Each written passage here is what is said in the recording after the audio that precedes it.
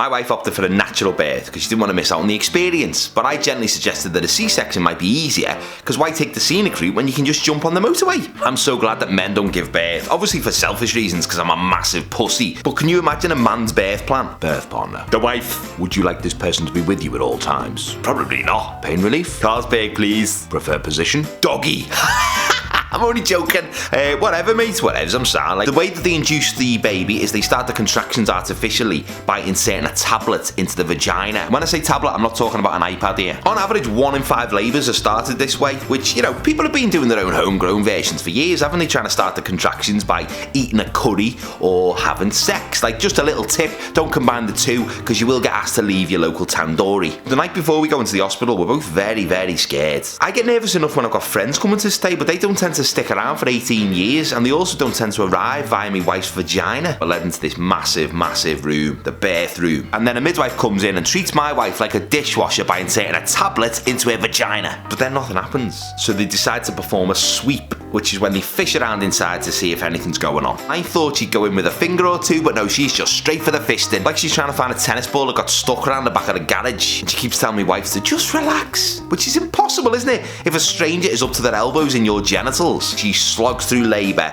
with strength, grace, and a creative use of the English expletive system. And now we're at the 18.5 hour mark. I got suddenly jealous of like these people who just have these quick births. Just go in and like within 10 seconds, like whoosh, the baby just flies out with a foo-foo like a wet rugby ball. The midwife catches it and goes, there you go. But most labours last between 6 and 12 hours. That's nearly as long as a Pink Floyd album. My wife can't walk around because she's attached to all these heart monitors. You know, small talk seems weird, so we just kind of sit there in silence. Then we start coming up with mind-numbing ways to just pass the time. So we start playing that alphabet game that you play on long car journeys where you take turns through the letters of the alphabet to think of a different subject. Every time we think we're close, you know, they just do a little check and tell us she's still a couple of hours away. And then finally she enters active labour. She's in absolute uncontrollable agony, so she asked me to play the alphabet game again. I suggest animals as a category, but she screams, that's a shit category! So I apologise, and under pressure, I can't think of another category.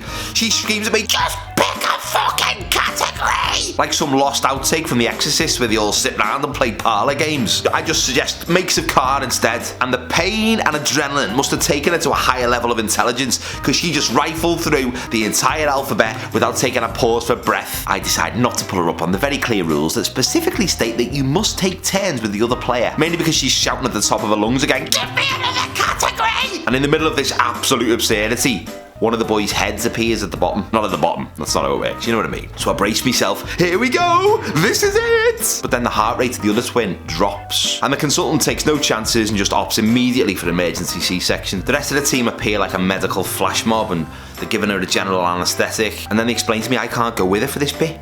They've got to take her into surgery and I've got to go and wait in a different room. So we quickly say our goodbyes and we have a little kiss, and I keep my hand on her cheek for as long as I can as they wheel her away. The first time I'm having some seriously dark thoughts, like what if this is goodbye? What if something goes wrong? I get ushered into this waiting room, and on the coffee table there's an old issue of Take a Break magazine. The front cover has the headline, my ex's ghost got me pregnant, which I just think under the circumstances is wholly inappropriate, but then it comes to me that he put the willies up me would have made a cracking tagline. I'm just getting enthralled in this real life gypsy paternity battle on page 7 when a midwife bursts in and tells me that I am now the proud father of beautiful, healthy twin boys.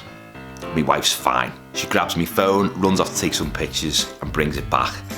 Now everyone says newborn babies are beautiful, but that's not true. Let's be real for a second. Newborn, brand new babies are not beautiful. Right? They are a few minutes later, but like a good roast chicken, they need a few minutes just to stand, and then she brings them in for me to hold.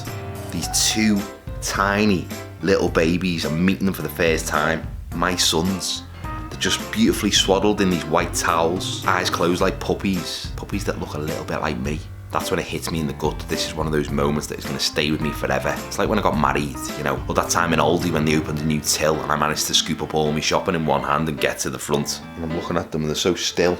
So peaceful. The nostrils are just flaring a little bit as they take in their first breaths. And as my heart begins to fill with a joy I've never felt anything close to, one of the towels drops over one of the twins' mouths. I'm thinking, okay, well, I'll just fix that.